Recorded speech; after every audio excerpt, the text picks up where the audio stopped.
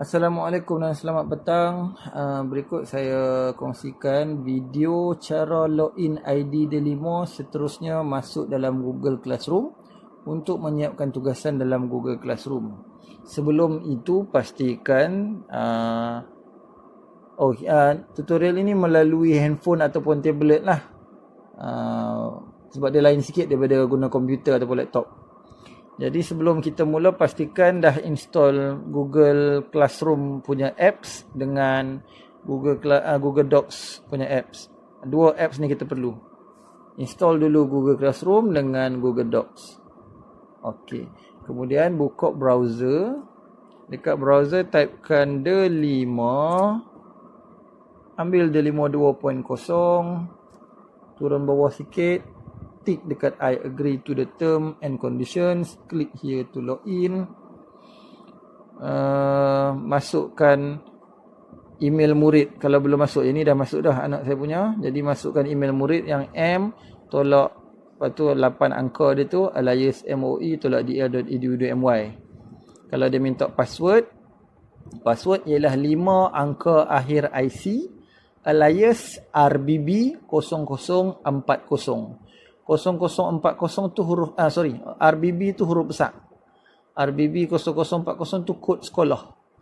Dia punya email yang saya bagi dah tu M tolak 8 angka alias MOE tolak DL.edu.my. M tu murid, 8 angka murid tersebut alias MOE Ministry of Education tolak DL tu Delimo.edu education.my. And then password dia macam saya cakap tadi, 5 angka akhir IC alias RBB 0040. Okay. Bila dah login, dia akan keluar macam ni. Tekan hak ni.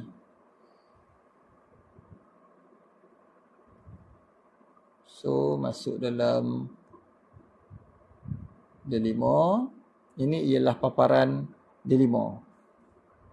Tengok kat sini, salam sejahtera, nama murid, sekolah murid.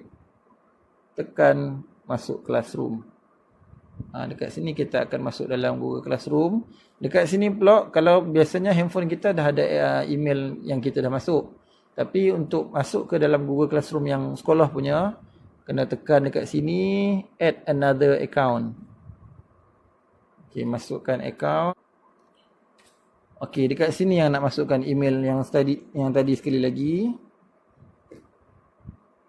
Masukkan password. Tekan next. I agree.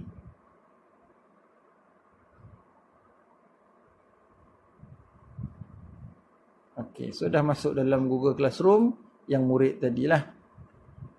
Untuk contoh macam mana nak buat kerja dalam handphone ataupun tablet, tekan nama bilik darjah yang saya dah buat. Saya dah buat nama kelas murid masing-masing lah. Tajuk nama kelas 2026 saya tulis. Yang ni sebagai contoh saja. Bilik darjah uji lari, test run. Tekan yang itu. Kemudian kat bawah ni dia ada stream, dia ada classwork, dia ada people. Nak tengok kerja sekolah dekat mana, tekan classwork. Ini tajuk tugasan yang saya bagi hari ni. Tekan uji lari ni. Lepas tu dekat bawah ni dia ada perkataan your work, tugasan kamu.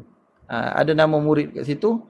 Nama murid inilah tugasan yang saya bagi dalam Google Docs. Tu lambang Google Docs tu, warna biru tu. Sebab tu kena install Google Docs. Arahan, buka tugasan, siapkan tugasan, hantar tugasan. Tekan tugasan tersebut. Kalau kita tak install Google Docs, kita kena tekan hak ni untuk kita tulis dekat sini. Jadi tak cantik lah kalau buat yang macam ni. Sebab itu saya minta untuk install Google Docs supaya kita boleh tekan 3 titik atas sebelah kanan ni, open with.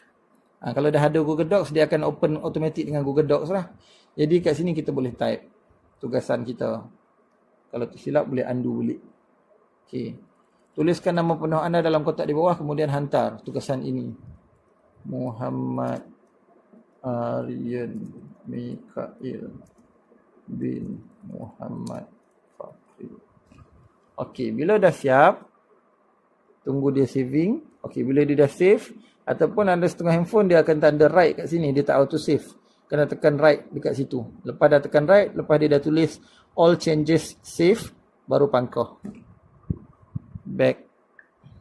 Sampai dekat sini nak hantar tugasan dekat bawah ni. Dia ada hand in ataupun mungkin turn in ataupun ni sebab tadi saya dah test, tadi saya dah hantar. Lepas tu jadi di submit. Submit. Turn in.